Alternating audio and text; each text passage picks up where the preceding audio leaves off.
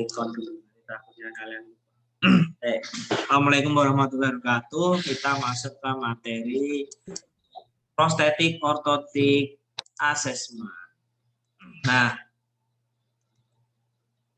asesmen yang baik itu untuk mendapatkan diagnosis yang tepat dan preskripsinya sesuai dengan kebutuhan pasien.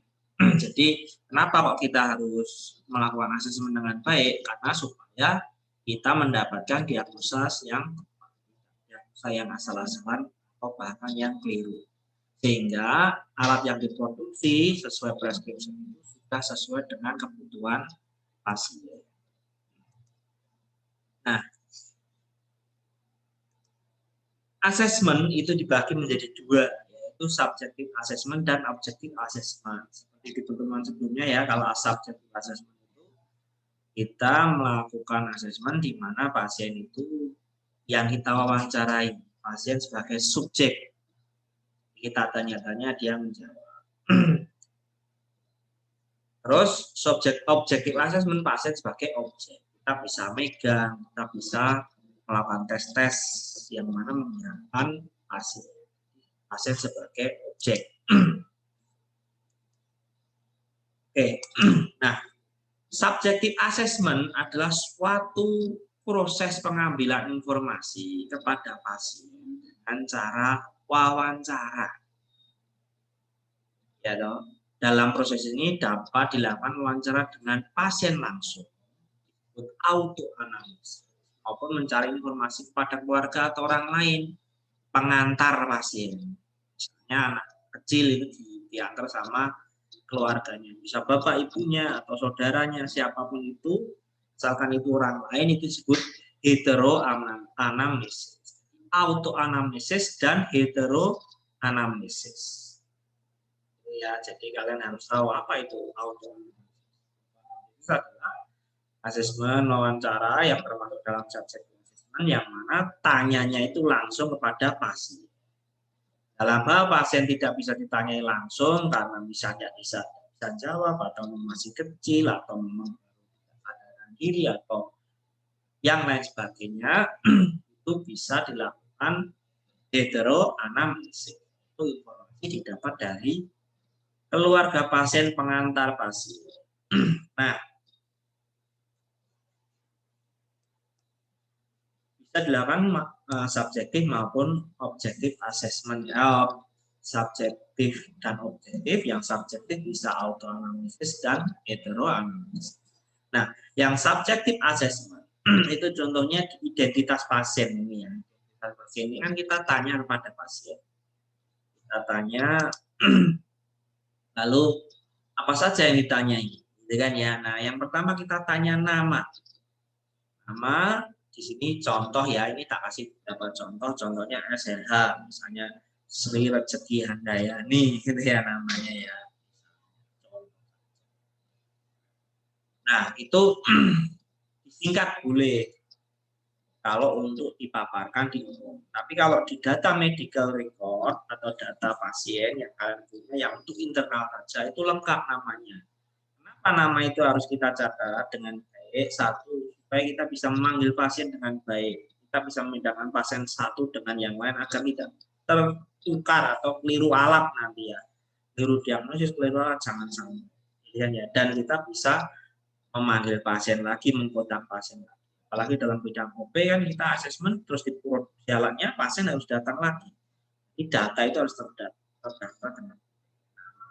Kemarin sudah saya sampaikan juga bahwa nama bisa juga dengan nama keluarga, nama bapak, family name, father name, dan lain sebagainya dilengkapi. Jika memang itu sebagai pembicaraan pelengkap ya. Nah, tempat tanggal lahir. Kenapa ditulis tempat tanggal lahir bukan umur? Kalau kita mau mempresentasikan kasus boleh tulis umur. Tapi kalau untuk data sebaiknya tulis tempat tanggal lahir. Contoh di sini Sukoharjo 24 November contoh. Nah, itu supaya kita tahu umurnya. Karena kalau kita asesmen umur berbeda umur nanti berbeda alat. Sebagai contoh kalau kita punya pasien CTEV ya, kakinya bengkok. Oh, kalau di bawah umur 1 tahun dikasih alat namanya Kenif. Kalau di atas 1 tahun dikasih alat AVO. Nah, kan beda. Terus misalnya pasien skoliosis, umurnya kalau masih muda masih bisa dikoreksi. Skoliosis itu punggungnya bengkok gini ya, nah itu masih bisa dikoreksi. Kalau yang sudah melewati masa pertumbuhan tidak bisa dikoreksi. Nah, berarti jenis alatnya berbeda. Maka umur yang didapat dari tempat tanggal lahir lengkap ini harus kita data dengan baik. Ini dilengkapi saja tempat tanggal lahir, umur itu ya. Kalau umur saja, nah nanti presentasinya kan bisa sekarang, bisa besok ya. Nanti tanggalnya paling tepat tanggal lahir dilengkapi. Tinggi badan diukur dengan apa? Tinggi badan dengan meteran bisa ya diukur. Berapa? Misalnya 170 169. Nah, itu fungsinya apa ya? Hanya sekali karena kan kalau kita membuat prosesis kan tinggi prosesisnya, tinggi tungkainya, nah itu kan harus tinggi badannya ya. Jadi misalnya amputasinya kanan dan kiri. Nah, bagaimana kita membuat panjang kaki? Karena dia amputasinya kanan dan kiri. Nah, itu dengan pedoman tinggi badan. Ya, nah, tinggi badan itu perlu. Berat badan juga perlu. Berat badan misalnya dia yang 100 kg, 70 kg, 60 kg. Kalau dia overweight, kalau kita misalnya membuatkan prostesis palsu, kalau terlalu berat, pasiennya dikasih alat yang tidak mampu menopang berat badannya pasien yang berat, ya nanti resiko Pak. Ya, jadi penentuan bahan alat ortotik prostetik kita juga tergantung berat badannya pasien, pemilihan komponennya tergantung berat badan pasien. Jadi berat badan pasien ini harus didata dengan juga berat badan bisa untuk melihat, misalnya sekarang diukur berat badan ini, terus kapan lagi diukur, oh nambah. Nah, itu berarti kan akan berpengaruh terhadap hasil diagnosis dan prescription alat. Jenis kelamin ya perlu didata, karena perempuan sama laki-laki ya harus beda ya. Apalagi kalau misalnya kita mau menangani, oh pasien itu skoliosis perempuan, baiknya nanti asesmen diukur misalnya dengan OP yang perempuan. Karena kalau ukurnya kan bagian dada ini terbuka, harus casting itu. Oh perempuan, kasih aja OP yang perempuan. Laki-laki ya mungkin dia tetap harus pakai linosin dan itu ya. Nah, dan lain sebagainya. Juga kita supaya tahu, oh kecacatan-kecacatan tertentu itu memang terjadi ada pada perempuan. Misalnya skoliosis tadi ya pada jenis kelamin perlu kita ketahui. Termasuk kalau kita buat prosesis, oh perempuan berarti dia butuh misalnya prosesis tangan gitu ya, amputasi tangan. Nah kalau perempuan berarti tangannya yang lentik, kalau laki-laki tangannya yang keker. Kaki palsu ya kakinya yang palsu, laki-laki yang perempuan ya dibikin sesuai dengan postur tubuhnya ya. Kalau laki-laki kan akan keker, kalau perempuan yang pangsing gitu ya, yang lentik. Jadi kelamin sangat perlu kita data juga. Alamat ini nggak kalah penting juga, kita harus tahu. Dengan tahu alamatnya kita ya tahu misalnya pasien harus datang lagi fitting gitu ya. Kalau sudah jadi dia datang fitting, kita bisa tahu oh dia datangnya dari oh rumahnya dekat, segera diproduksi. Bisa sesuai waktu produksi. Oh rumahnya lama, dia terpaksa kesini harus ke hotel gitu ya. Nah harus kita prioritas. Biar dia tidak terlalu lama di hotel. Nah, misalnya seperti itu. Pembuatan proses. Nomor telepon, nah ini zaman sekarang harus benar-benar dicatat nomor telepon dan WA atau sosial media yang lainnya, Telegram atau apa. Pokoknya nomor kontaknya. Karena kan kita harus kontak pasien lagi. Pasien sudah diukur, dia disuruh datang lagi harus dikontak. Pak, ini sudah jadi, silakan datang untuk pelajaran jalan. Nah, itu kalau punya nomor teleponnya bingung juga. Pekerjaan itu juga salah satu hal yang perlu kita tanyakan supaya kita tahu nanti dia memakai alat ini untuk kerja apa. Oh kalau pekerjaannya di rumah tangga, alatnya dibikin seperti itu. Kalau pekerjaannya yang kantoran seperti itu. Oh pekerjaannya dia ternyata model, kaki palsunya dibikin yang cocok untuk model. Oh dia pekerjaannya atlet, ya sudah bikin kaki palsunya desain untuk atlet. kerjaan ini sangat berpengaruh terhadap hasil diagnosa sekaligus. Baik, selanjutnya. Kondisi lingkungan tempat tinggal, pedesaan, perkotaan, gitu ya, contoh ya. Kondisinya dilihat, kita tanya, Pak, gimana sih kondisi rumahnya? Bapak rumahnya gimana? Oh, rumah saya itu Pak, tingkat 2, saya tinggalnya di atas. Nah, berarti harus naik tangga. Nah, kita harus pikirkan bagaimana nanti preskripsi alatnya supaya dia bisa naik tangga tadi ya. Atau dia di pedesaan, ke sawah dan lain sebagainya, kotor dan prosesnya jangan yang dibikin silikon yang sudah kotor, misalnya yang banyak sebelumnya itu enggak misalnya. Nah, kita pikirkan. Terus daerahnya datar atau tidak datar. Nah, itu perlu kita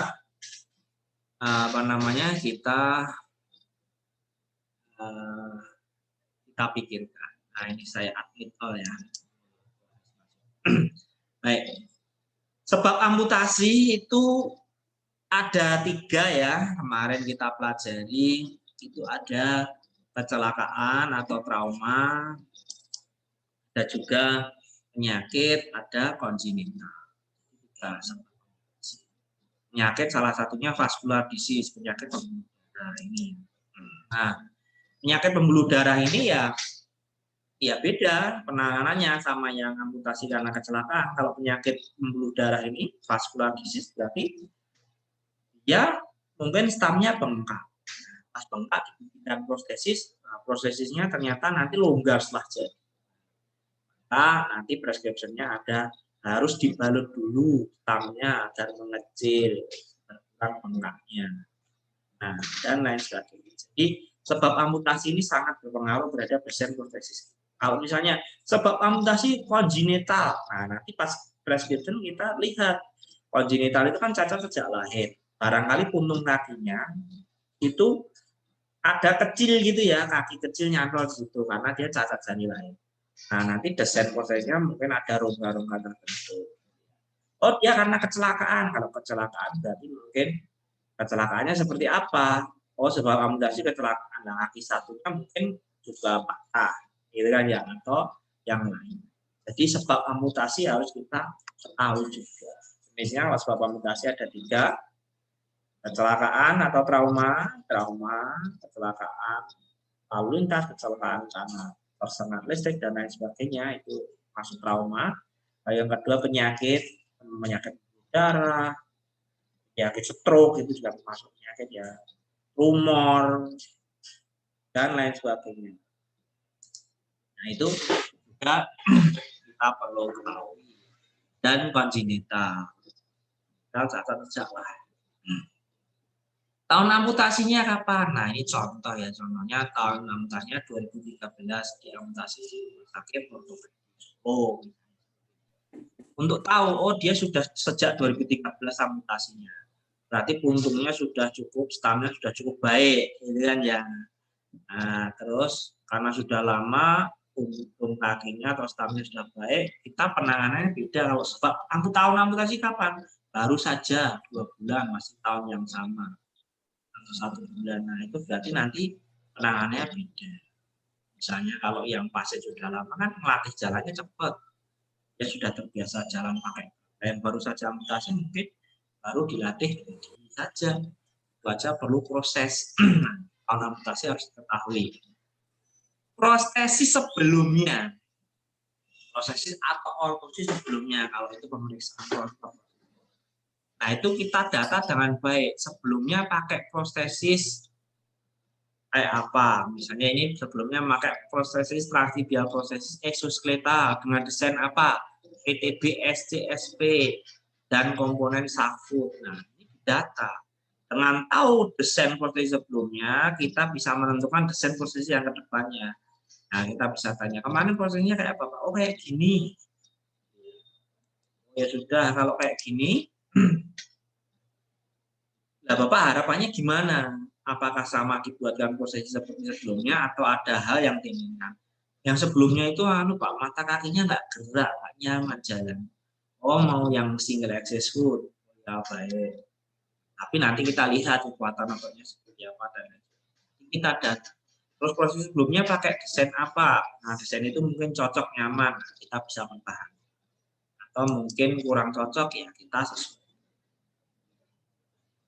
Ya, selanjutnya kondisi kesehatan umum pasien. Nah, kesehatan umum pasien. Bagaimana kondisi kesehatan umum pasien? Maksudnya apa? Kondisi kesehatan umum pasien. Pasien pas datang itu, selain dia ya punya amputasi atau punya kecacatan yang kita periksa itu, dia secara umum gimana? Apakah dia lemes? Misalnya kondisi kesehatan umum pasien saat ini mengalami menjadi pasien OTG, COVID, seperti itu. Nah, itu berarti secara umum dia baru sakit. Ya sudah, jangan tangani dulu misalnya. Atau dia secara umum dia ada gangguan mental. Nah, ya beda nanti prosesnya, ya kan? Kesehatan umum dia misalnya baru sakit-sakitan sekalinya. Kalau misalnya nggak ada masalah, contohnya ini pasien tidak punya masalah, bukan umum pada kesehatannya, kondisi kesehatannya baik, masuk aktif dalam misalnya ini ya. Nah, itu bisa kita masukkan datanya, kita lengkapi. Nah, lalu kondisi seputar deformitas pasien. Nah, seputar deformitasnya bagaimana? Pasien mengalami penyumbatan pembuluh darah yang mengakibatkan aliran darah pada tungkai kanan dan tungkai kiri tidak dapat berjalan normal. Sehingga keluarga membawa pasien ke rumah sakit. Kemudian setelah dibawa ke rumah sakit, cara amputasi. Jadi pasien itu ternyata ada penyumbatan, tidak bisa jalan, disuruh ke rumah sakit, cek, ternyata disuruh amputasi. Karena menyumbat, nanti kalau penyumbatan tidak ada amputasi, nanti malah penyumbatannya naik dan mungkin mengancam nyawa. Namun dari pihak keluarga tidak menyetujui untuk amputasi karena pasien saat itu masih kecil gitu ya, hanya pas pihak rumah sakit misalnya melakukan operasi 5 kali. Karena keterbatasan dia, pasiennya dilakukan 2 kali. Ini contohnya. Nah, jadi diceritakan, kita harus tahu kondisi kronologisnya gimana sih pasien. Oh begini, begitu. Kasusnya setiap pasien nanti beda ceritanya. Ya, jadi kita kumpulkan datanya. Ya, kalau dia misalnya cacat lahir gitu ya, CTP. Gimana? Oh dulu saya pas misalnya heteroamnisis ya, kalau sampai pas hamil itu saya sebenarnya tidak menginginkan anak ini.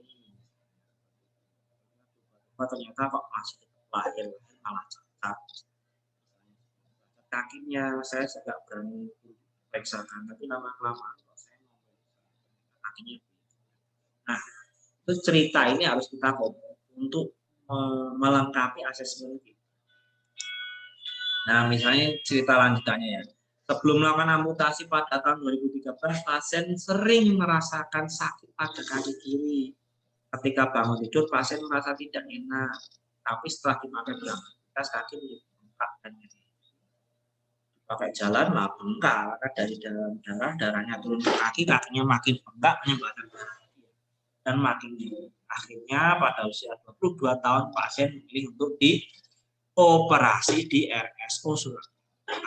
Nah, setelah amputasi pasien tidak merasakan nyeri lagi karena ya sudah diamputasi ya, dan operasinya berhasil. Pasien tidak merasakan lebih baik dan keadaan sebelumnya. Setelah operasi dan kondisi tungkai membaik, tidak ada rasa sakit maupun nyeri pada tungkai yang diamputasi dan pasien mendapatkan pelayanan.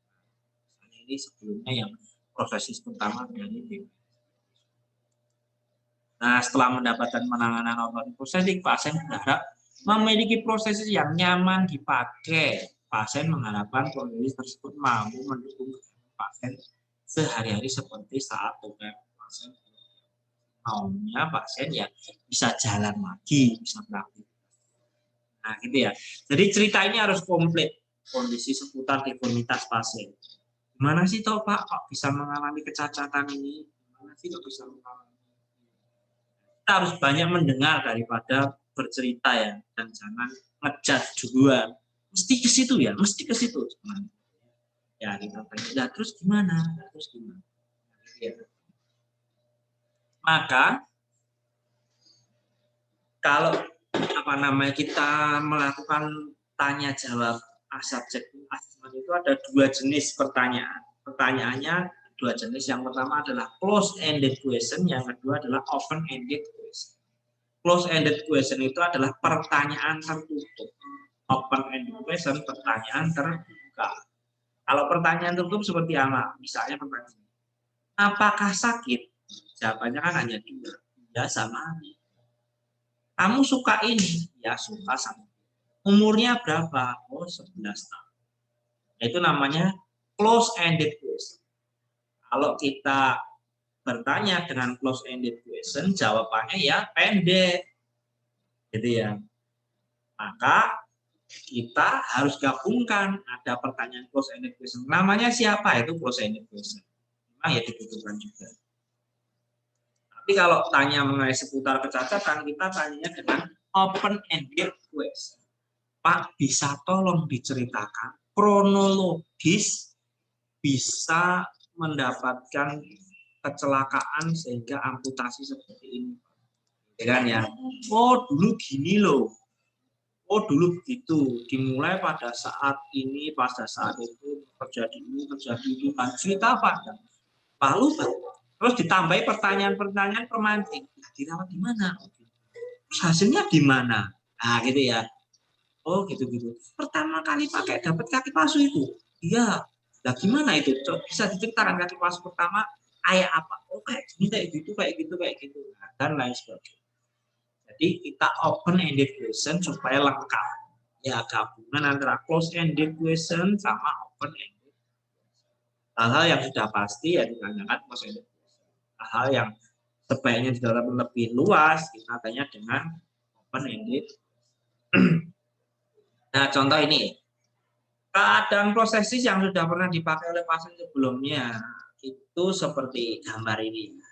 Nah, dia pakai kaki palsu seperti ini. Neta, pakai safu. Dia sudah pakai prostesis selama 5 kali. Punya 5 prostesis. Yang terakhir dipakai itu adalah exoskeletal dengan desain PTP SC. Dia sudah pakai desain PTP dengan menggunakan komponen satu. Nah, kita korek. Kalau perlu bukan hanya proses. Yang pertama kayak apa desainnya, yang kedua, ketiga, keempat, kelima, terus yang Bapak merasa nyaman yang kayak apa, gitu kan ya. Terus harapannya seperti apa, desainnya barangkali. Ini untuk kita tahu. Nanti supaya kalau kita membuat prosesis, ya kita sudah bisa menghindari hal-hal yang tidak disukai pasien dan kita bisa memberikan apa yang diinginkan oleh pasien. Ya. Kalau dia tidak suka model yang kayak gitu, terus kita dengan model kayak gitu kan percuma nanti, malah pasien kurang ya. Jadi kita harus tanya. Nah, selanjutnya objektif assessment. Objektif assessment itu adalah proses penggalian data dengan cara memeriksa fisik pasien secara langsung untuk mengetahui keadaan fisik pasien yang sesungguhnya. Kita pegang langsung pasien. Dengan memeriksa fisik pasien, seorang online person mampu menentukan alat apa yang sesuai dengan pasien. Referensinya dari yang jadi objektif assessment kita meriksa pasien, gitu. Kita yang melakukan pemeriksaan pasien yang kita pegang.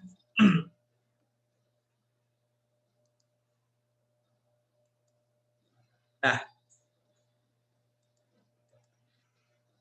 pemeriksaannya yang pertama adalah kita harus tahu kondisi deformitasnya. Kalau tadi kan data seputar deformitas dengan wawancara. Sekarang kondisinya seperti apa? Diperiksa dengan cara inspeksi dan palpasi. Inspeksi itu disebut periksa pandang. Kita memeriksa tapi dengan memandang. Amati, gitu ya. Nah, kita amati kakinya. Oh, kayak gini ya mutasinya ya. Oh, ini agak hitam sedikit di sini ya. Nah, misalnya sini ada luka kayak gini ya, dan lain sebagainya. Baik. Infeksi itu pemeriksaan dilakukan dengan melakukan observasi secara langsung. Lihat aja, dia mati, terus dicatat.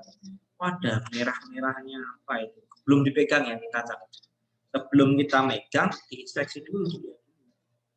Hasil yang didapatkan dari pemeriksaan, contohnya ya, yaitu adalah, oh tahu level amputasinya, oh levelnya gini, medium, short, atau long. Panjang stam itu kan, ini kan amputasi di bawah itu ya, kakinya aslinya panjang sampai bawah. Ternyata amputasinya sebatas. Nah, medium. Bentuknya gimana? Apakah silindris, ataukah babes seperti bola, balon gitu melendung bawah, atau lancip gini silindris. Kan gambar ini silindris. Contoh saja, karena nanti ya beda pasien beda. Terus terdapat bekas jahitan di bawah medial bagian bawah. Bekas jahitannya gini. Kita harus tahu pasti nanti kalau kita bikinkan prosesnya, kita harus kasih rongga di bagian yang ada bekas jahitannya. Nah, selanjutnya kita melakukan palpasi atau periksa raba. Raba-raba dipegang, sakit enggak? Terus bagian mana? Tadi ada merah-merah yang sakit, coba dipegang. Jahitannya tadi coba dipegang, apakah sakit atau enggak. Kalau sakit berarti kan nanti penanganannya dengan yang tidak sakit. Kalau sakit ya mungkin tidak sakit, mungkin bisa nempel. Jadi pemeriksaan palpasi adalah pemeriksaan dengan cara melakukan sentuhan dan tekanan pada bagian tubuh yang terkena deformitas. Nanti untuk apa ya? Untuk intinya ini ya, menemukan material yang diaplikasikan pada cara Permenkesnya. Jadi kita dipegang. Hasil pemeriksaan palpasi itu misalnya ini contoh ya, oh tidak ada bone spur, tidak ada tulang yang menonjol di sini, dan tidak ada rasa sakit saat dipegang.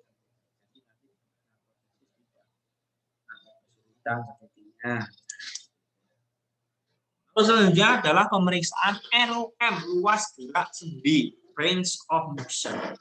Itu adalah pemeriksaan untuk mengetahui besar lingkup gerak sendi untuk membandingkannya pada sendi yang bandingkan. Luas gerak sendi itu ya kayak ini. Nah, luas gerak sendi.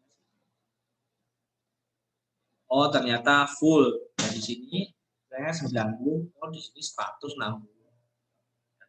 Kalau ternyata dia berhenti di separuh ini, ya beda nanti kita catat cuma 90. Nah, itu menjadi bagian dari asesmen. Menggunakan apa? Alat yang namanya goniometer. Goniometer itu seperti ini. Kita tempatkan titik eksisnya di sini. Nah, kita ukur misalnya hip joint itu ada gerakan fleksi, ekstensi, abduksi, dan aduksi. Ya, kita ukur kanan maupun berapa derajat yang didapatkan. Ya. Nah, seperti itu. Detail untuk pemeriksaan apa namanya ROM nanti akan kita bahas juga.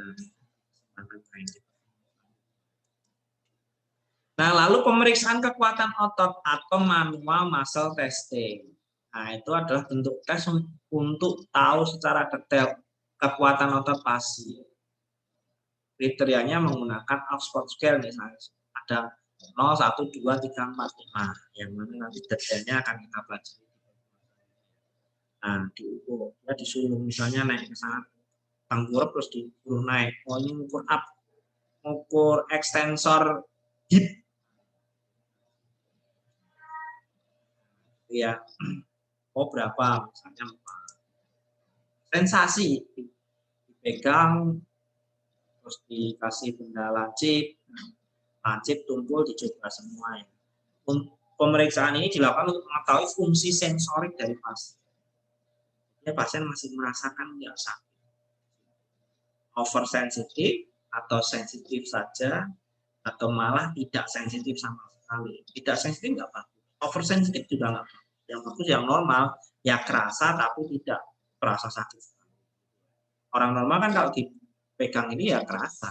Kalau nggak kerasa kan malah bahaya. Kalau dipegang langsung sakit ya itu nggak sama saja bahaya. Nah, terus ini contohnya diketahui bahwa sensitifnya masih bisa membedakan benda tujuh, kumpul dan panci. Terus dicek joint stability, dicek stabilitas tes. Misalnya di sini ada anterior posterior knee test ya. Nah ini tarik ke depan dan dorong. Kita jadi tahu apakah ligamennya bagus atau enggak. Nah ini nanti detailnya di pertemuan selanjutnya. Kita belajar joint stability. Lalu joint stability yang mediolateral namanya lateral kolateral ligamen test dan medial kolateral ligamen. Tekan kanan sama kiri tes. Goyang enggak? Hanya kita tes apa namanya. Terus cek deformitas yang barangkali satunya patah atau tidak sempurna atau ada kerutan.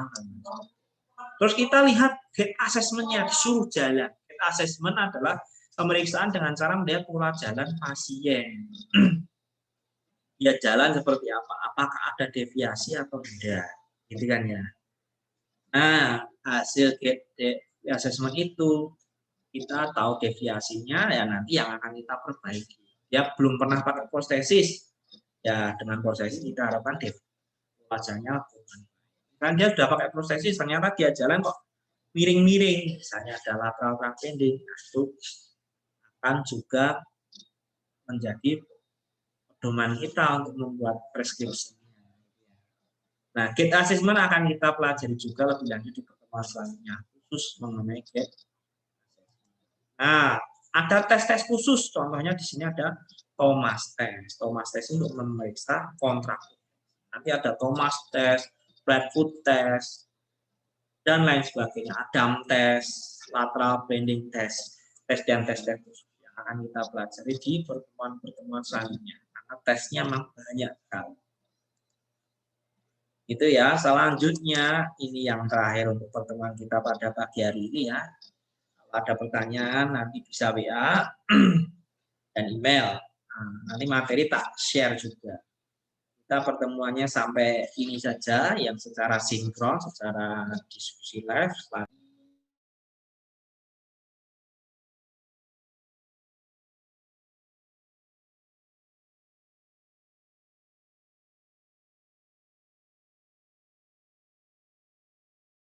Ya, ya.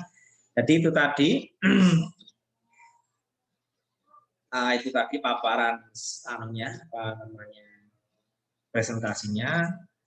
Barangkali teman-teman ada pertanyaan, ini masuk ke sesi tanya jawab. Akhiri teman pada siang hari ini.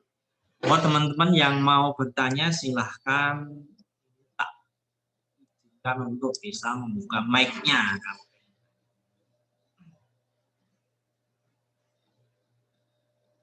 Yang mau bertanya?